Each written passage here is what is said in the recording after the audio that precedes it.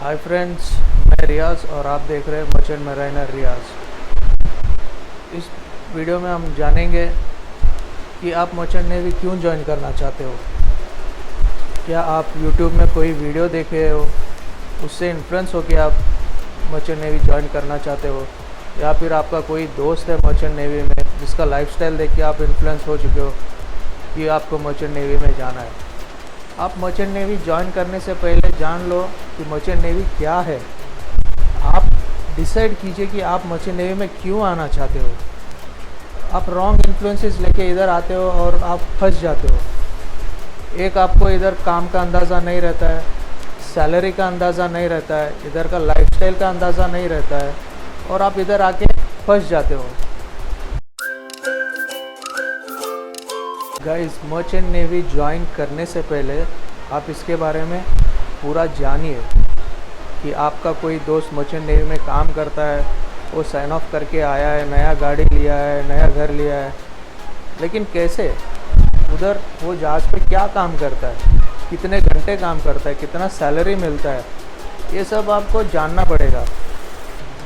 मैं रेटिंग्स के बारे में बात करूँगा, यानी कि जो क्रू होता है, सीनियर ऑफिसर्स या ऑफिसर्स के बारे में बात नहीं करेंगे, क्योंकि उन लोग का लाइफस्टाइल जो है बहुत ही अलग होता है। उन लोग के लिए वो सब ठीक ठाक है, और हमारे जैसे जो रेटिंग्स जो स्टार्टिंग डेक और इंजन में आते हैं, जैसे कि ऑयलर, वाइपर या ओएस, एबी, इन लोग के लिए कितना ठीक है, कितना सही है, इसके बारे में जानेंगे। पहली बात तो आप किसके लिए काम करते हो?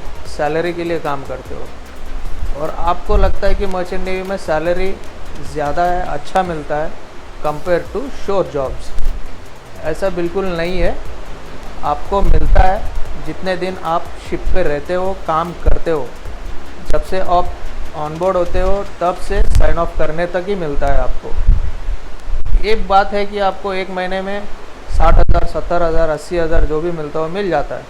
आपका कॉन्ट्रैक्ट होता है 6 महीना, 8 महीना, 10 महीना, फिर आप घर चले जाते हो, आपको कोई पेमेंट नहीं मिलता है, कोई सैलरी नहीं मिलता है। अब गोल घुमा के क्या हो गया?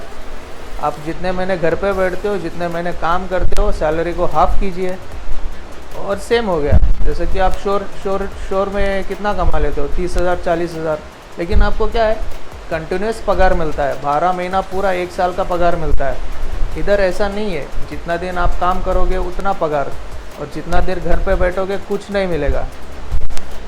और ये जो मिसकंसेप्शन सब लोग कैरी करते हैं कि सब जगह घूमने मिलेगा, एडवेंचरस लाइफ रहेगा, ऐसा कुछ नहीं है दोस्तों। पहले था एक ज़माने में जब शोर लीव्स मिला करते थे और जो प्रोसेसिंग होता था पोर्ट में बहुत स्लो होता था। अभी ऐसा नहीं है।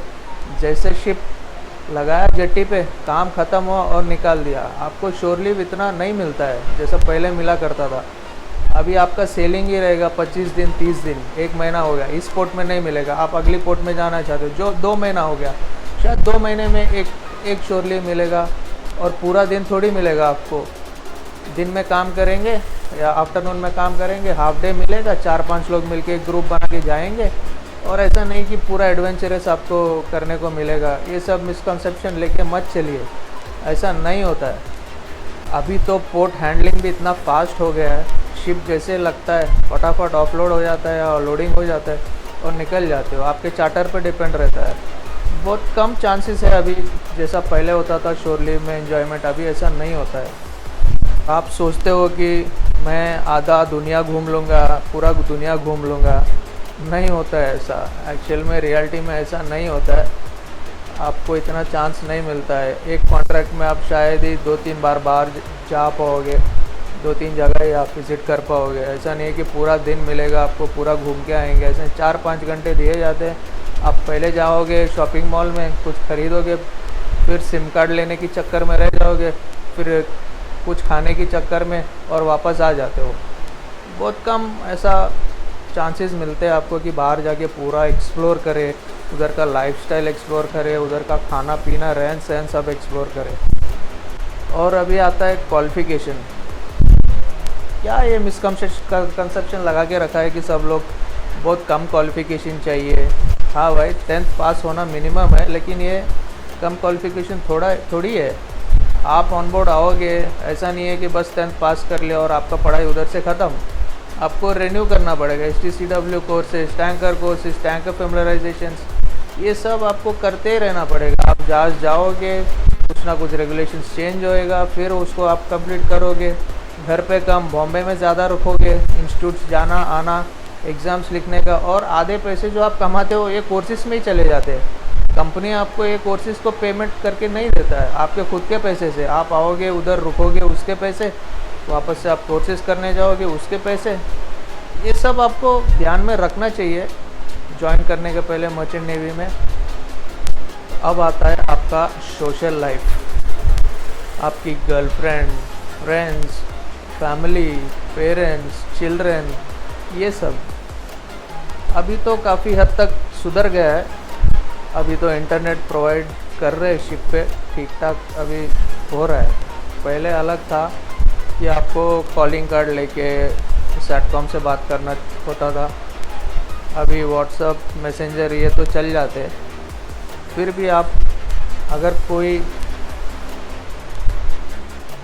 अगर कोई ओकेशन पे घर पे टाइम पे आना चाहते हो तो बहुत कम चांसेस होते हैं कि आप वही टाइम पे घर पहुंचोगे, तो इसका भी कोई भरोसा नहीं है। और सबसे इम्पोर्टेंट आएगा इस काम, वर्किंग आवर्स। ऐसा नहीं है कि आप 8 से 6 बजे तक काम करोगे और उसके बाद सिर्फ सो जाओगे। कभी कभी इमरजेंसीज़ होते हैं, आपको अटेंड करना पड़ता है 2 घंटे 3 घंटे, या कभी कभी रात में मूरिंग स्टेशंस होते हैं, उसके लिए आपको अटेंड करना पड़ता है। इतना इजी नहीं है गाइस, ये सब आप जानिए। कोई आपका दोस्त या कोई है मर्चेंट नेवी में, पहले तो उससे जानकारी लीजिए। जस्ट ब्लाइंडली फॉलो मत कीजिए, कोई भी यूट्यूब के वीडियोस देख के या किसी का लाइफस्टाइल देख के ब्लाइंडली फॉलो मत कीजिए। और ये 10th पास करके आ जाने का और पहले से पैसे कमाने का, इस थॉट को निकालिए आप। अगर आप 10th के बाद और 2 साल पढ़ लेते हो तो आप कैडेट के लिए एलिजिबल हो जाते हो। आप कैडेट ट्रेनिंग कर लीजिए, तो BSc नॉटिकल साइंस। अगर आप इंजीनियरिंग कर लेते हो तो ट्रेनी मरीन इंजीनियर।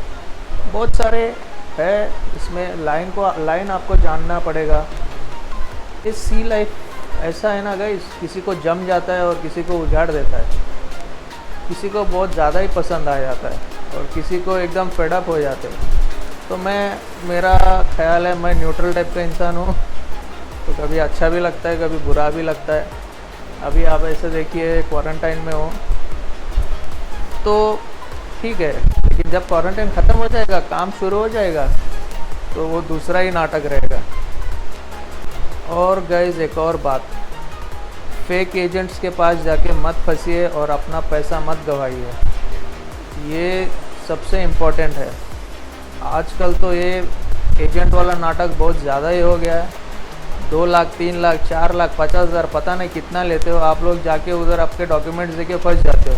मैंने ऐसे कुछ ऑफिसेस देखे हैं, सुबह में रहता और दूसरे दिन जाओगे तो खल्लास, ऑफिस है ही नहीं उधर।